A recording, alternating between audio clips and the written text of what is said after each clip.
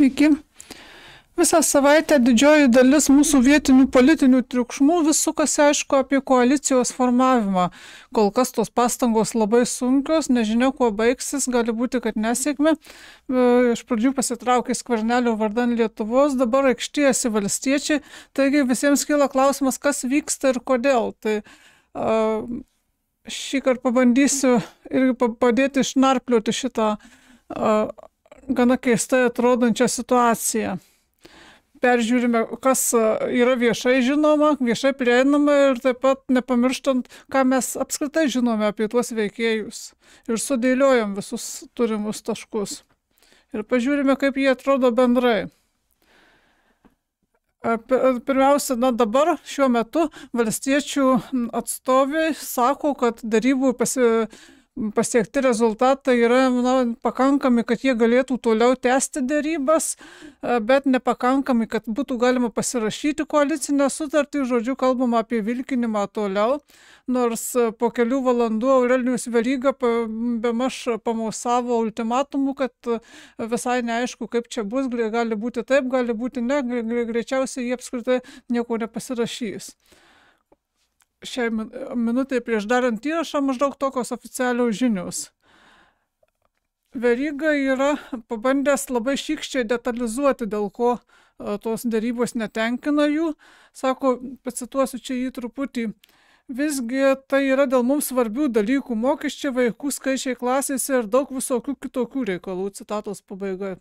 Tiesa, jis gana droviai apie tuos visokius kitokius reikalus kalba, kaip ir kiti valstiečiai. Kitam žiniasklaidos kanalui Veryga teigia, kad vienas truputį daugiau detalizavo ir teigia, kad vienas iš klausimų dėrybose yra partnerystės įteisinimas. Žinia, socdemai pasisako už, o valstiečiai kategoriškai pasisako prieš, ypač kategoriškai jų tarpe prieš pasisako pats Veryga ir Ignas Vėgėlė, kuris dar kandidatavimo į prezidentus kampanijoje buvo apsidžiaugęs, kad jo ir Verygos vertybės sutampa, nes pasirodo šis klausimas yra pats svarbiausias ir pakankamas sutapimui, o visa kita, visi pandeminiai, atsiminkime, kur buvo vienas ir kitas dalykai, tai jau kaip ir nei vertybės, nei sutampa, kaip ir nesvarbu, bet čia tiek to. Tema šio įrašo tikrai ne jų santykiai, bet koalicijos formavimo keblumai. Dar iš tų šykščių detalizavimų galime žinoti, kad oficialiai valstiečiai norėtų atšaukti nemažą dalį priimtos mokesčių reformos, ar bent jau kuriam laiko atidėti. Tuo tarpu socialdemokratai su tuo nesutinka. Žodžiu, valstiečiai tikisi, pasak jų pačių, išsiderėti daugiau arba sulaukti daugiau aiškumų. Tai yra aiškumų, kuriuose vietose dėl ko bus vis dėlto tikrai nesutariama, ar galbūt tam tikrų mastų nesutariama, o dėl ko galbūt socialdemokratai nusileis. Bet kiek daugiau aiškumų neoficialiai, man regis, galėtų įnešti toks vieno, šiaip pagrindinė žiniasklaidos dabar necituojamo valstiečio Tomo Tomilino aktyvumas Facebook'e. Jis ten kai ką nuveikė ir žinoma nuveikė nebe partijos žinios ir pritarimų. Taigi, ką jis ten daro? Jis pritariamai, entuziastingai dalinasi demaršiniu Skvernelio partijos įrašu, dalinasi tuo metu, kai tai įvyko, taigi anksčiau nei dabar mes kalbame. Ką būtų galima suprasti kaip valstiečių džiaugsmą, kad štai atkrito socialdemokratai, tai dabar jie bus kviečiami formuoti koaliciją, bet ne, čia esmė kita. Jis ne tik tai pasidžiaugia tuo, bet jis cituoja ir ne tik cituoja pasidalinimo būdu, bet cituoja praktiškai kaip savo paties žodžius, inkorporuodamas į savo įrašą. Ta Skvernelio partijos citatą, kuris skamba itin konservatoriškai, ir šiandien netgi pacituosiu visą. Nebegalime dirbti drauge su partija, kuri politinį kapitalą krovėsi antisemitiniais pasisakymais, skleisdama sąmokslo teorijas, atvirai meluodama ir gyventojams pateikdama iškraipytus faktus, skaičiais ir niekuo neparemtas nuomonės. Šios partijos pasirinkta retorika ne tik klaidina visuomenę, bet ir skatina nepasitikimą demokratijos institucijomis, valstybę. sąmoningai pasirinkta priešinimo, oponentų puolimo, nepasitikėjimo kurstymo taktika ilgainiui griauna pilietinės visuomenės pamatus, to negalime toleruoti. Na, čia ir daugiau tęsiu už teksto citatos. Žodžiu, čia tai, kas oficialiai priklauso Skverneliui, bet tikriausiai rašė ne jis pats, o kažkas, kas tvarko jo paskyrą, bet tai ir nesvarbu. Tuo dalinasi iškilus valstietis Tomilinas, taigi galima sakyti visa valstiečių partija. Skamba tikrai labai konservatoriškai, kaip oficiali Skvernelio pasitraukimo priežastis iš koalicijos formavimo, tai yra jis negali būti vienoje koalicijoje ne su socialdemokratais, bet su nuspėjamai Nemuno aušra, nes kaip ir konservatoriai jis laikosi tos pačios pozicijos. Koalicija, kurioje yra Nemuno aušra, yra antivalstybinė, nei daugiau, nei mažiau. Čia pakartojama tai daug kartų. Taigi, vadinasi, ir valstiečiai mielai, tik nelabai oficialiai, bet ir neslaptai mano, pakankamai garsiai, kad tai būtų išgirsta, mano, kad koalicija iš esmės, į kurią jie pakviesti ir kurią jie lyg ir vis dar bando formuoti ir dėrėtis tai dėl mokesčių, tai dėl to, tai dėl ano ir vis vaizduoti, kad nesutinka, jie iš tiesų ją laiko antivalstybinę. Čia kyla klausimas, o kodėl Tomas Tomilinas taip kalba Facebook'e, kam tai skirta? Kodėl jis padarė tokį įrašą? Kam tai skirta valstiečių elektoratui, o gal Tomo asmeniškai sekėjams? Tikrai ne, manyčiau. Manyčiau, kad tai neoficialus signalas būtent konservatoriams. Signalas, kad valstiečiai yra tokie pat geri ir konservatorių prasme ir principingi kaip skverneliniai, tokie pat provalstybiniai kaip ir patys konservatoriai. Ir taip pat signalas socialdemokratams, kad nesitikėtų valstiečių subkalbamumo, kad būtų atsargus, kad dalytų nuolaidas, nes valstiečiai pasirengia bet kada viską mesti ir sužlugdyti. Kažkas tokio. O kaip komentuoja šitą besitęsiančių dėrybių ir valstiečių aikštyjimosi situaciją LSDP oficialiai? Na, pavyzdžiui, vicepirmininkė jų sako, kad taip yra dalykai, kurie ideologiškai skiriasi, mes planuotume jų netraukti nei į sutartį, nei į programą, paliekant pavieniams Seimo nariams realizuoti savo sumanymus. Kažkokių karštų raudonų linijų nebuvo braižoma, o dėl tų skirtybių buvo apsitarta.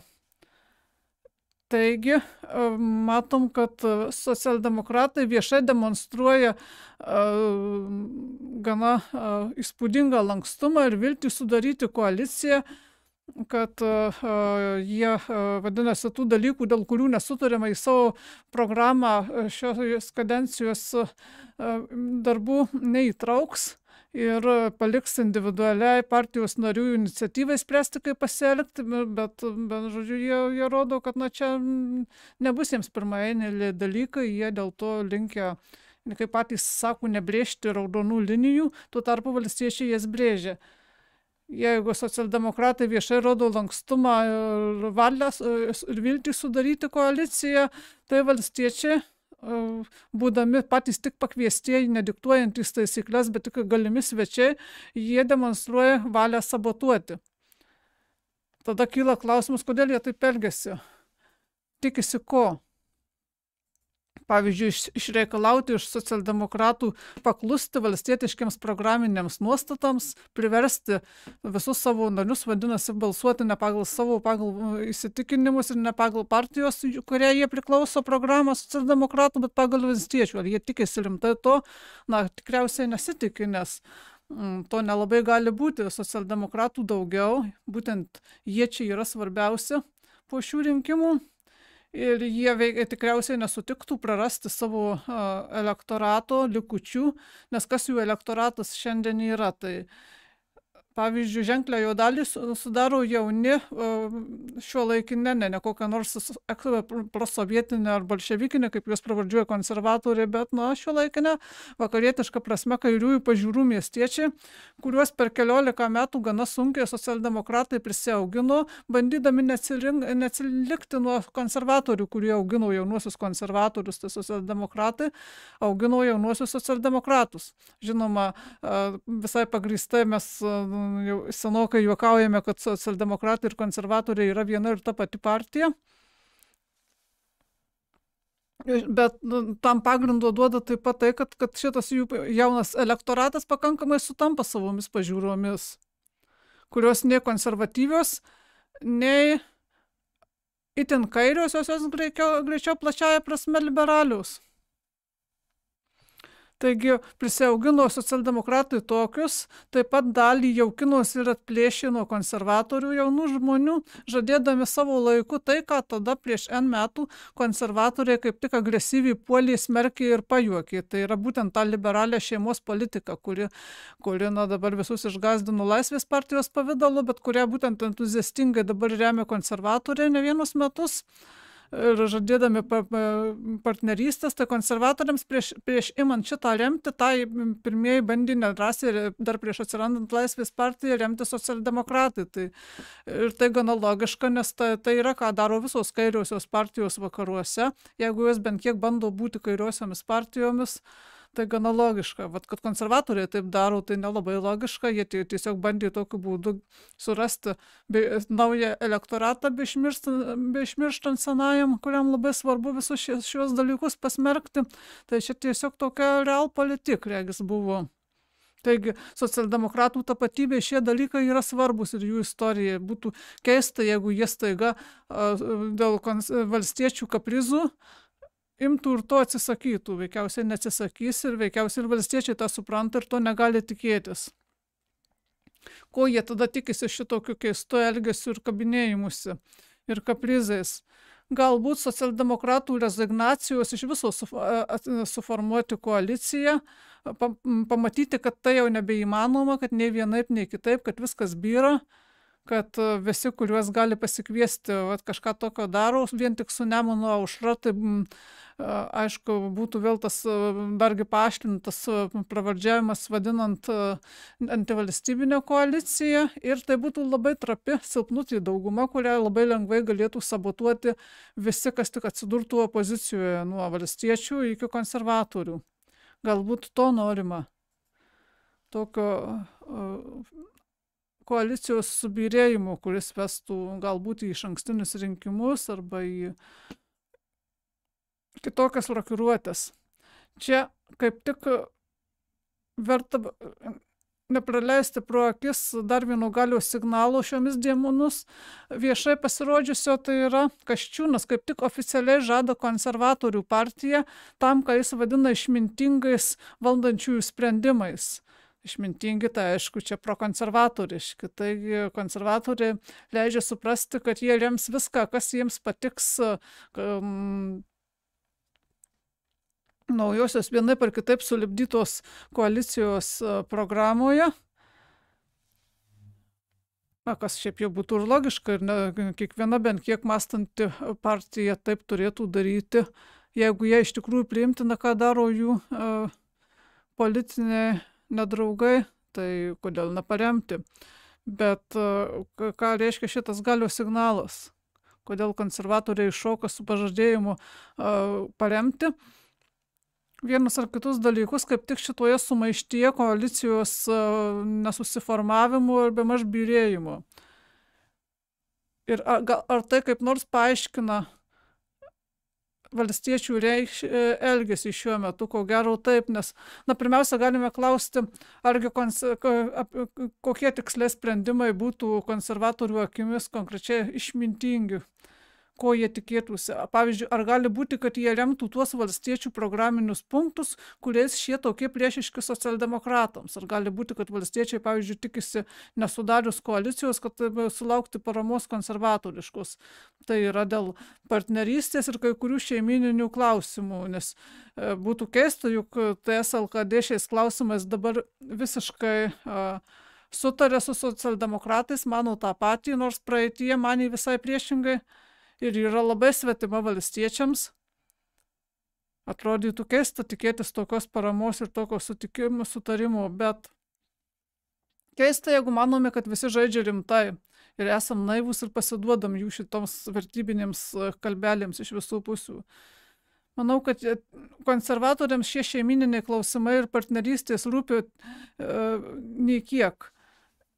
Manyti, kad jie nuoširdžiai pamiršo, kad vos prieš 10 metų tomis temomis kalbėjo tiksliai taip, kaip valstiečiai, būtų labai naivu, nepamiršo.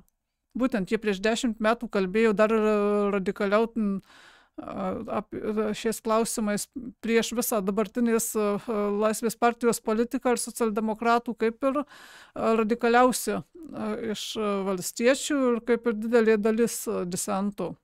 Tų jėgų, kurios ėmė formuoti vienokią ar kitokią opoziciją konservatorių valdymui. Jie patys taip kalbėjo ir jie to tikrai nepamiršo. Jeigu jau kartą radikaliai išdavė savo senąjį elektoratą, pašiurpinę jį visą tą, kaip vėliau buvo pavadinta LGBT propaganda, jeigu jie kartą taip padarė,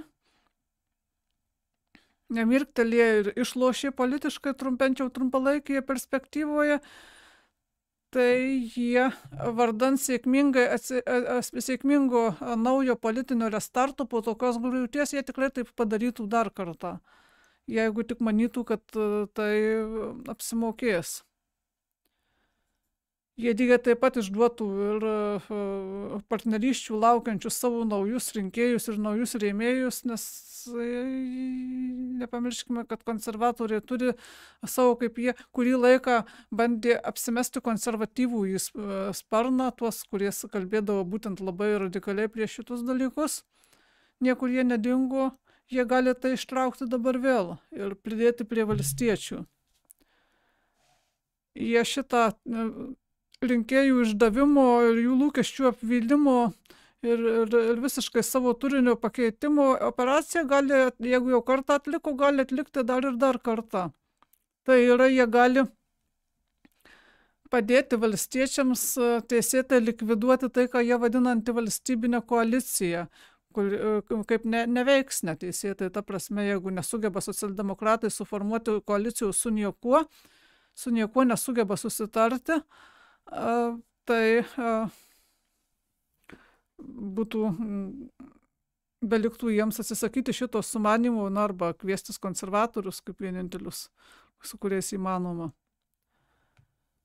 Valstiečiai irgi mielai veikiausiai paaukotų visas šitos, kaip jie vadina, vertybės. Iš vis kiekvienas, kuris politikoje kalba apie vertybės, yra švelniai tariant įtartinas. Jie irgi lygiai taip pat galėtų liautis kalbėti šiais klausimais taip, kaip kalba, ir imti kalbėti priešingai, kaip tą jau padarė konservatoriai, nes visas šitas šeimininis triukšmas, visas tos dėmesio nuolatinis sutelkimas į partnerystės, kas realiai visai nesvarbu, yra kultūrinių karų ir socialinės inžinerijos reikalas, būtent dėmesio nukreipimas nuo svarbesnių reikalų į tam tikrą publikos vaizduotę jaudrinančią ir gąsdinančią kantiką.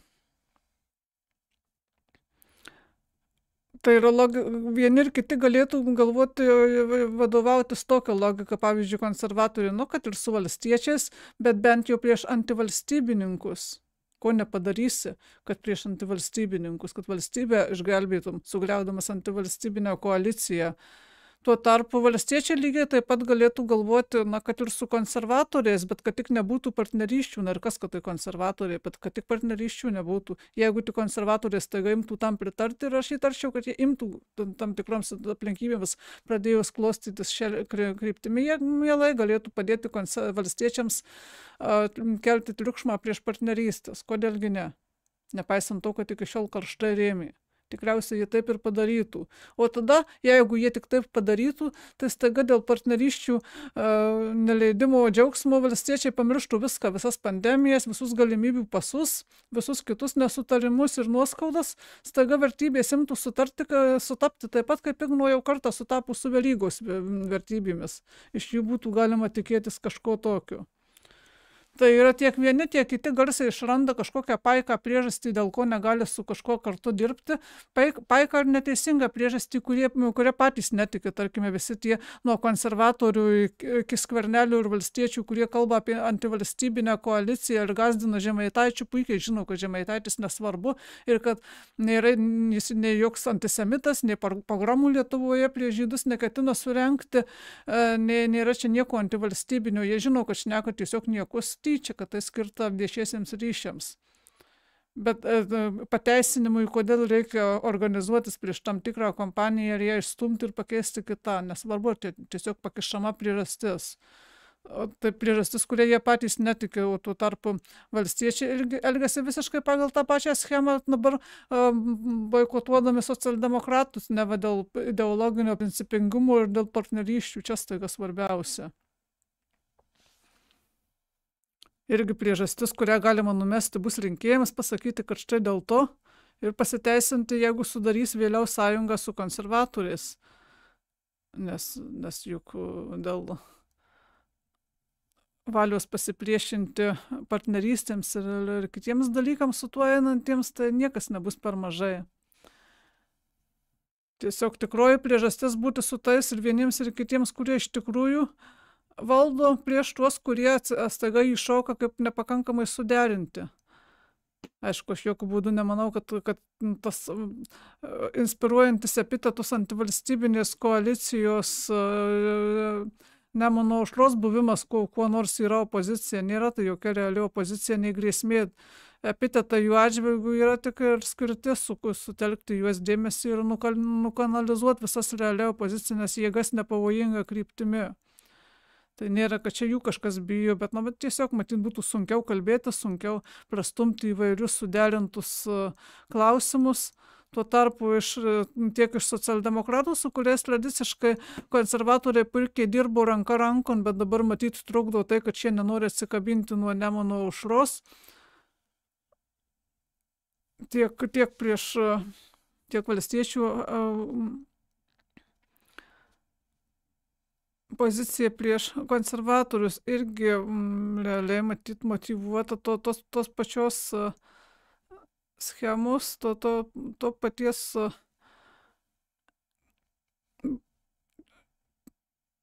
mechanizmo išrandant fiktyvę priežastį nesutarimų ir norint